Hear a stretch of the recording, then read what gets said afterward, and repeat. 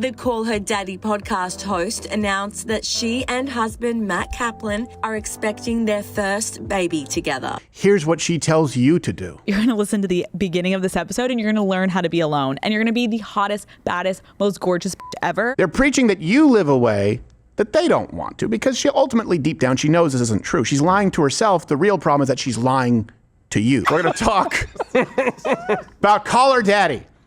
Now, look. You probably know the story by now. I want to be clear about something, though. It's not really a hypocrisy story.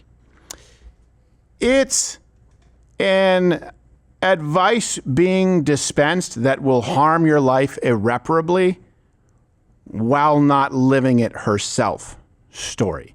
It's one thing to acknowledge, hey, these are my shortcomings. These are the struggles that I have dealt with, and I hope that you avoid these same mistakes. It's another to say, this way of living that I know, at least enough to personally avoid going forward, I know leads to unhappiness and a deep sense of unfulfillment. This is good for you while living a different way. So Call Her Daddy, Alex Cooper, the host, is now preggies. The Call Her Daddy podcast host announced that she and husband Matt Kaplan are expecting their first baby together. On May 17th, she shared a carousel of photos to Instagram showing off her growing baby bump with the caption, "Our family." In the adorable snaps, Matt is seated in a chair as Alex, wearing flowy white pants and a matching crop top, sits on the chair's arm. As Alex places a tender hand on her stomach, Oh, this is going to be great for the podcast. This is a Kesha. There also was no arm on that chair. There was no arm on that chair? No? That I don't know why they made that reference when there was clearly no arm on that chair. Did they say armchair? She said sitting on the arm of the chair. No, she was sitting on his leg. Yeah, that's a good point. Oh my gosh! The point is, anywhere like a wife does. The What's wrong female with that? podcast space is cancer for the soul. Here's the thing: this should usually be congratulations. Great. Yeah. Once upon a time, it'd be hey, congratulations. Let us know when you know if it's a boy or a girl. Oh man, this is awesome! It's going to be the most joyful aspect of your life. But that's not the conversation that is taking place right now, for a multitude of reasons. In case you've forgotten, less than a year ago, she uploaded a video titled "I'm Not Ready for a Baby." Now, I know some of you will say a lot can change in a year, but not really her primary grievances or hurdles to overcome as far as why she was not ready to have a baby. Here's a clip. I realized I need time to live a little more before I enter the next beautiful chapter of my life. And I'm in no way saying I have to stop everything once I'm a mom. If anything, what I'm saying is I want to be so fucking present. I want to be capable of being the mom to my children that my mom was to me and my siblings. My mom worked. She was so motivated in her career, and she still gave us everything we needed and more. And so I just felt in my body that I want to grind at work, and I want to be selfish a little longer. I want to enjoy what I've worked so fucking hard for. I want to go on a weekend trip with my husband and fuck and have no responsibilities after the longest work week. I want to throw unwell parties after a million meetings that week, get on a plane and go fly and have drinks with the daddy gang. I want to host events where we get to talk and connect and meet and celebrate everything we've built, which is this gorgeous, incredible community of women. And so this past year, that's what I've been doing. I've been being selfish and I've been living. Yeah, I guess a year is enough to get it out of your system. Isn't it funny when the left, they'll go, you know, I just think it's irresponsible to bring a child into this world when you're dealing with climate change and insert whatever cause they have no direct effect over here, or may not even be real the way that they're portraying it to be, at least. Those same people then go, But I have no problem bringing a child into this world who undoubtedly will not have their mother present because I will be pursuing a career, will be more likely to experience birth defects because I will be having them later. And of course, the parents will have less energy and we will be older than other children's parents. Like all of these things that you can affect. I wouldn't want to have a kid because climate change. Let me have a kid and put them in a daycare. Yeah. That's that circle that you've seen, right? Conservatives, people on the right, they tend to care about and focus on the things they can control most, their family, their community, their country, and then kind of global issues they care about less, whereas the left cares about things they can't affect more. Why? Because you never actually are held accountable. You're held accountable for the amount of time you spend with your child. You're held accountable for how you contribute to your community. You're held accountable to some degree how you vote in this country if you contribute. Who's going to hold you accountable for the Kyoto Protocol or the Paris Agreement and climate change? That's why. And no problem bringing a child into the world this way. It should be, congratulations. But it's really not. Here's the reason that it's really not. Because her audience, by the way, is 70% female, 76% under the age of 35. And that's important because that means the overwhelming majority of her audience has a window that closes for most of them during the period where they are most fertile, they are most receptive to her advice. You now see how she's living. Here's what she tells you to do. Even when I got to feeling healthier again, as nice as that was, it didn't make me want to rush and have a baby.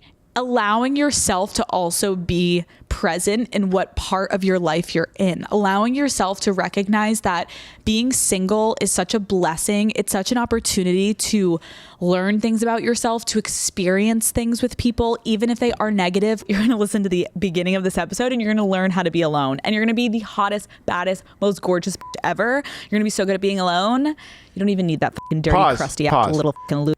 This is the problem with advice from women to other women. What part of being alone makes you gorgeous? Yeah. No one else is around to compare to.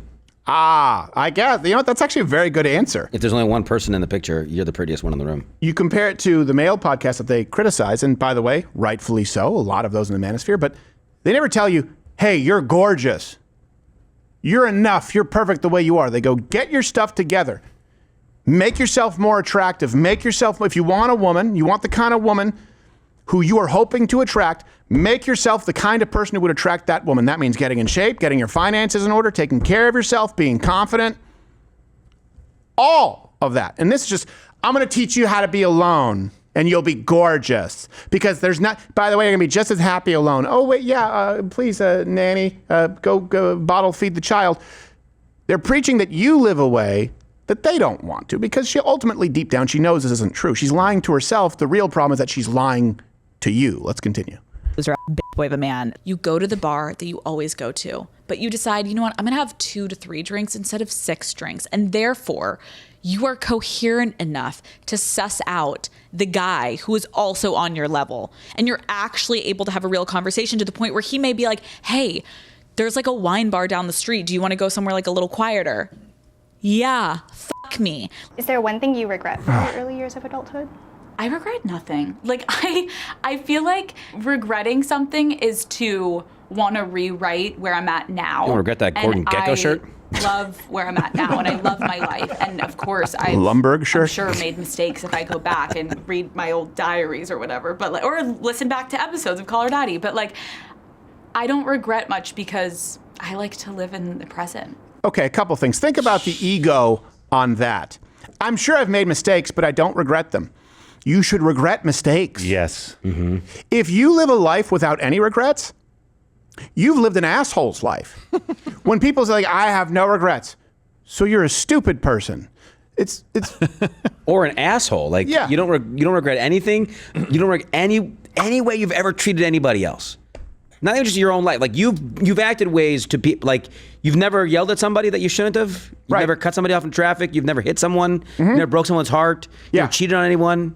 Also, let's break down this. Here's probably why. I just live in the present. Like a dog, And I mean that. I mean that. They don't fully have an understanding. That's why if you punish a dog for something that he did a couple hours ago, he's not going to fully understand it. You have to catch them in the moment. That's why we're envious of them. Envious of dogs. Why? Because we have responsibilities. Because you can't just live in the present. Live in the present. Look, there's something to be said for be present. If by that you mean put down the phone, appreciate the moments that matter, like with your children and with your family. Yes, what we're really discussing, though, is not be present. Again, it's a buzz phrase, bumper sticker slogan that comes with no true prescription or accountability thereafter. What we're discussing is time management. You know what you can't do once you have children? Just live in the present. It's not possible. Just live in the present. Shit, we don't have formula. Just live in the present. We're out of diapers. Just live in the present. Well, I don't know about colic because I never read about it in preparation for the baby. You have to plan for the future so that you can enjoy those moments as effectively as possible. Do away with this idea of be present and start focusing on time management. Ideally, time management that is glorifying to God and his prescription for your life in prioritizing faith, family, community, country, virtue, duties. That's true freedom. If someone says, just live in the present, well, what am I going to do with that? What does that? How does that help me? Because you said, but you know what? I was living in the present as the whore you advocated me to be. Yes. And now I find myself in the present with the hantavirus or whatever the hell it is. AIDS. Yeah. Yeah. It's awful advice. Yeah. And here's the thing, too. Like I said yesterday, these women who give advice, these feminist women, they will take the outlier and use it to dispense advice while, when faced with the norm, the average, the majority, they will feign offense. Right? They'll take the outlier and go, see, you. Most people, look, are not going to be able to work full time and be present for their children if you're a woman.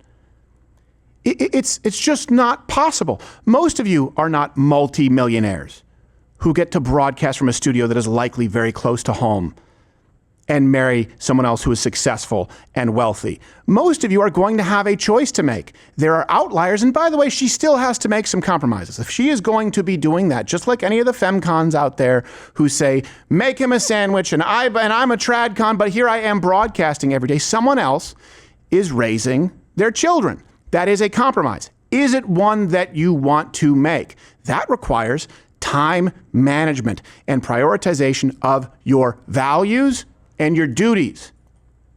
Only once you've created that index can you live within those boundaries and truly be present.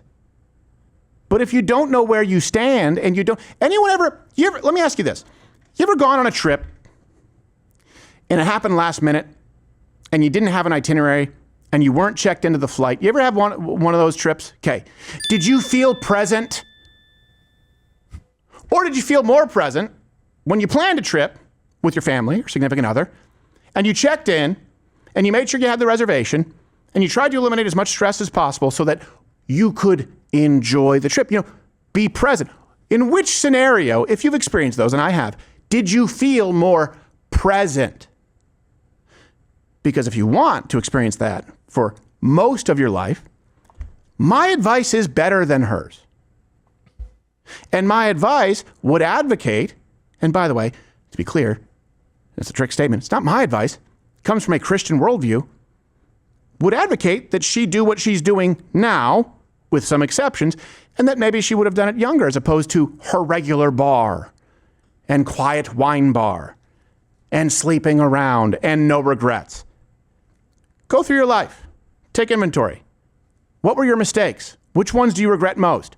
Don't do that. Avoid that. Make a plan for the future with action items, measurable progress, and then you can be more present. You can enjoy the things that actually matter. Or listen to Call Her Daddy and have the rug pulled out from you when you find out that she's not living in the way she advocates to you at all. That's it. You know, after that maternity photo shoot, she has the opportunity to do the most feminist thing of all time. Say I was wrong? Yes, and abort that baby. Oh my gosh. Jeez. She could. Gosh. I just wanted the pictures. Look. And then she can shout it. I mean, maybe she'll change her tune. Disgusting. I'm curious to see if she has a kid and does a 180. I hope she does, but I doubt She will, but it'll be about for her. Right. Yeah. This is what Probably, women don't, yeah. they don't feel comfortable doing. They'll go, so what's right for me may not be right for you. There is a general right and wrong for society, and then there are outliers. She's already set herself up for that. She's already said the next beautiful chapter of my life. That's what people do. They go, it's a new chapter of my life, as if it's a new book series. Right. No, it's still the same book. You don't get just the protagonist doesn't just change. Right. Midway through the book, and now they're not Tom Sawyer. Now they're Huck Finn. Like, Right. No, they're two different guys. Yes, Noodle. I think traditionally speaking, we've all recognized that when men give advice, it's to raise other men to the same level that they're at. When women give advice, it's to make sure that they stay just a little bit below where they are at current. I think that's very often the case. Yeah. Not all. Traditionally And we have plenty of exceptions, by the way, in this very office.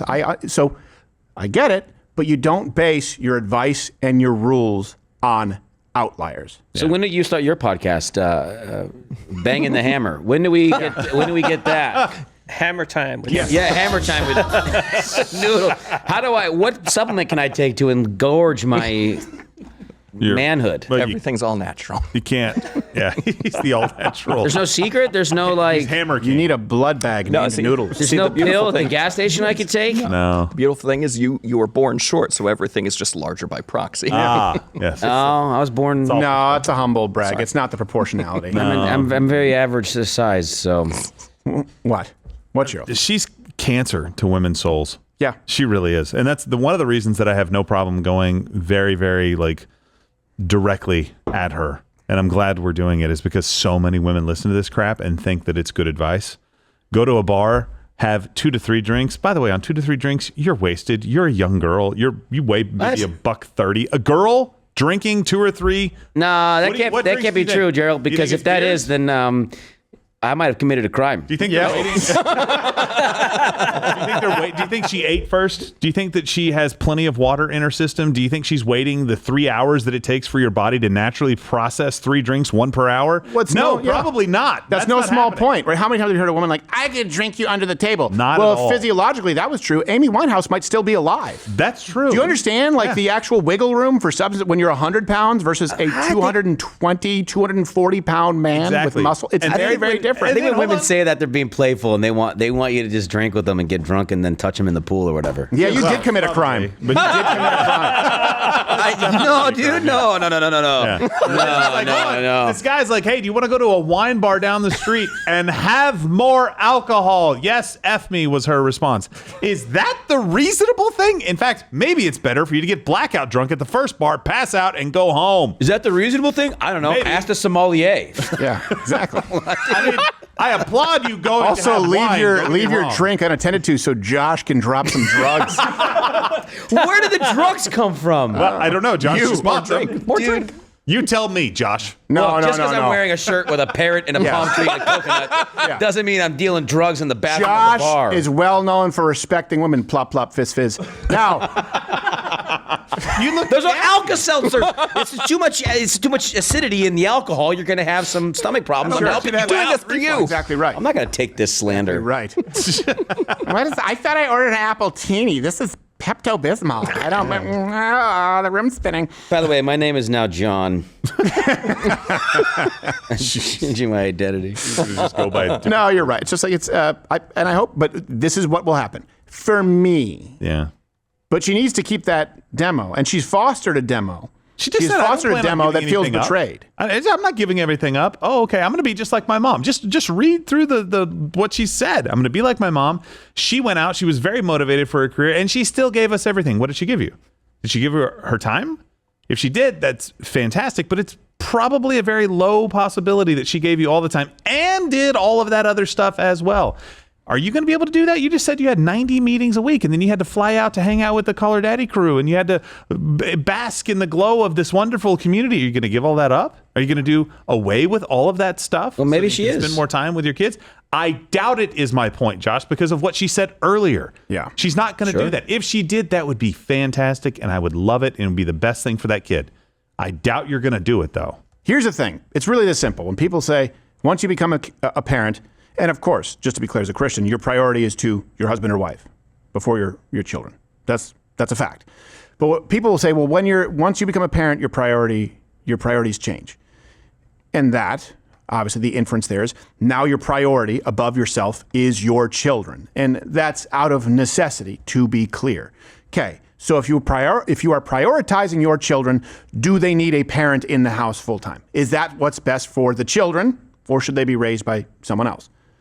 I'm not going to give you the answer. Make your own moral judgments here. If you are prioritizing children, you want them to have the best chance at stability, at success, at happiness, at fulfillment, at being well-adjusted. What do you need to do that?